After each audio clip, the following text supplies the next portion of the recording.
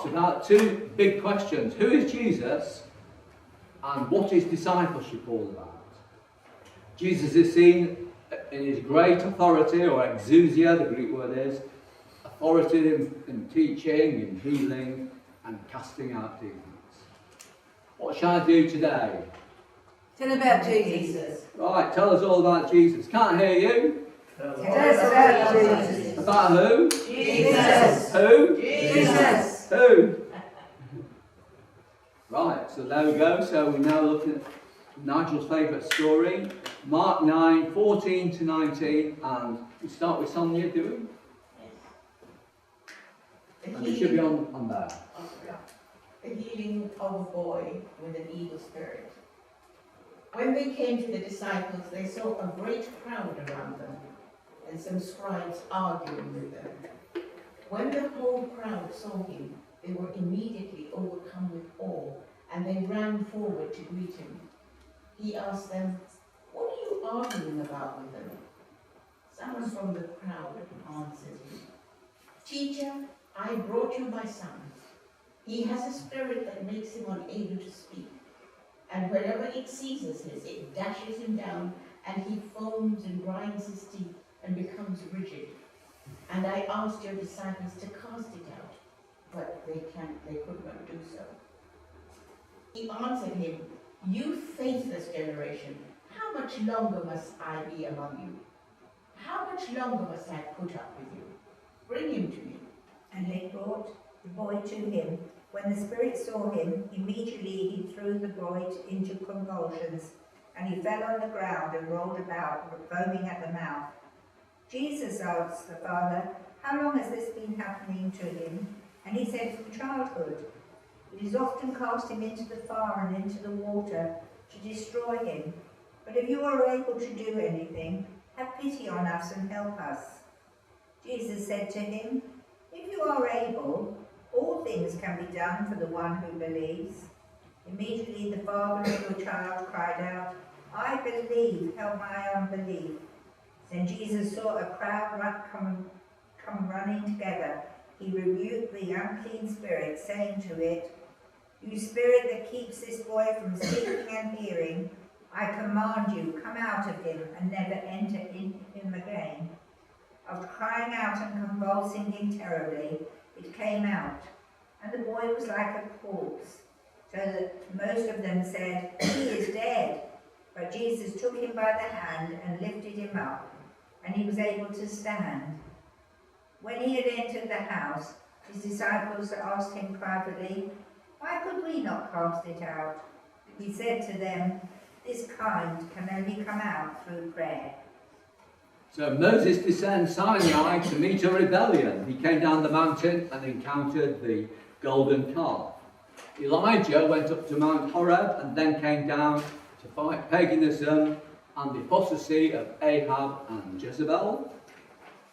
Jesus leaves his baptism and goes to face temptations in the wilderness. And here Jesus has come down from the Mount of Transfiguration, and he's confronted at the bottom of the mountain by a bitter dispute. A man of lonely faith is struggling desperately for the life of his son and for his faith as well. That's important.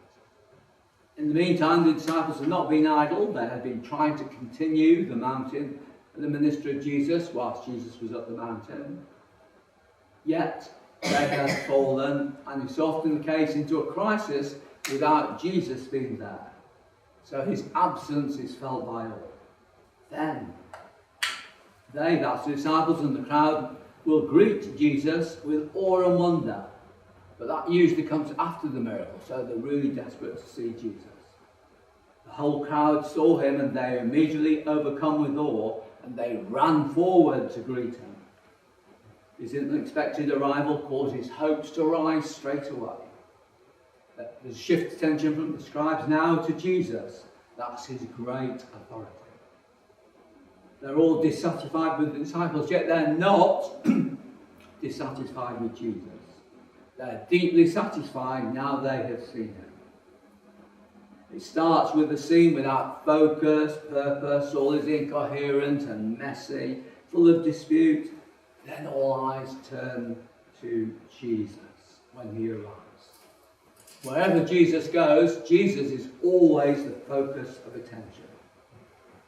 In effect, he says to them, what are the bitter disputes all about? Address me, don't address the disciples. And then this desperate father brings a son to Jesus. His son robbed of speech and other things by a demon. Father is in fear and dismay about his child's safety. You can just imagine it. The son was not simply ill, but was assaulted by a demon. And 4 times the attacks on the boy are given. Convulsions, foaming at the mouth, outcries, lockjaw, bodily rigidity, followed by loss of consciousness. This could be tonic, clonic, grand mal, the worst form of epilepsy. So we see this graphic, empathetic description of the son's plight and the father's great distress. Even the disciples were, before Jesus arrived, powerless in the face of illness. All human hopes dashed, all hopes gone. But when human hope is gone, that's the time for expecting help from Jesus, isn't it? And only from Jesus. He's exasperated, you faithless generation. That's just what they said, the prophet said about Israel. And in spite of this disbelief, Jesus has a sovereign power to act. The authority of Jesus both to will and to do. He's both willing to heal and is able to heal. He calls a child, the child is brought. All see before their eyes how true the Father's words are. Oh, thank you.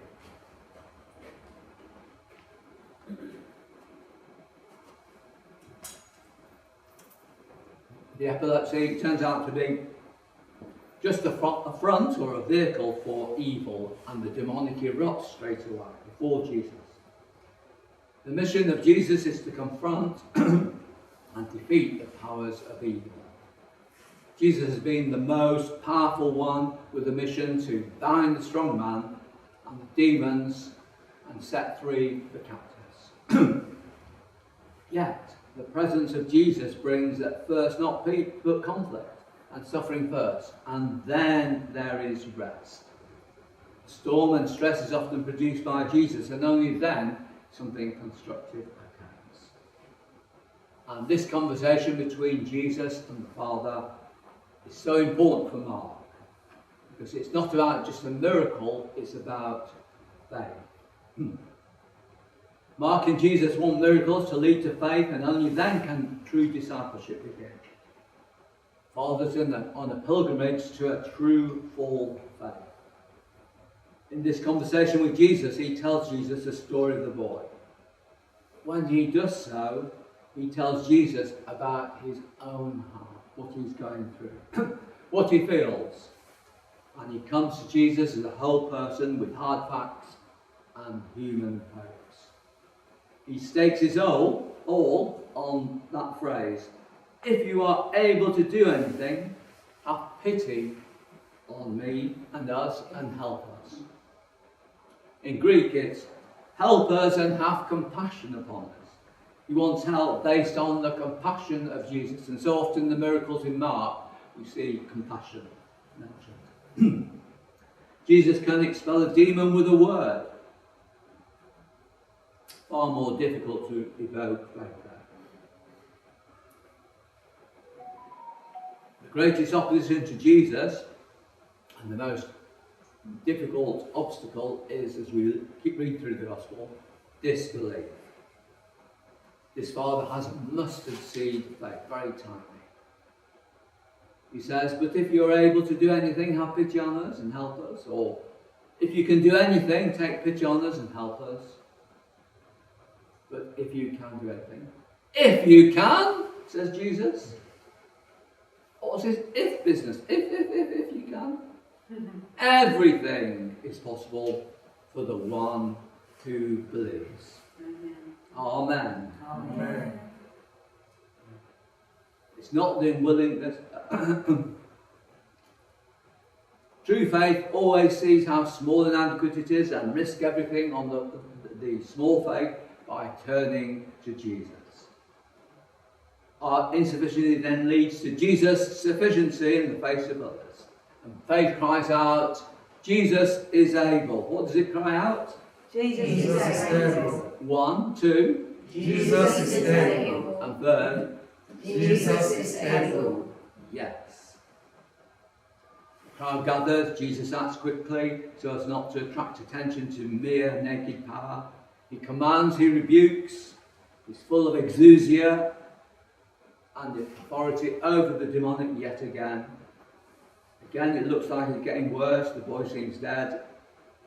This is a test of the faith of the Father, to trust the word of Jesus and that alone, and not the immediate empirical conditions like as Santa's were. Disciples just asked, what is the meaning of the resurrection? And now Jesus anticipates it by showing it by raising this boy.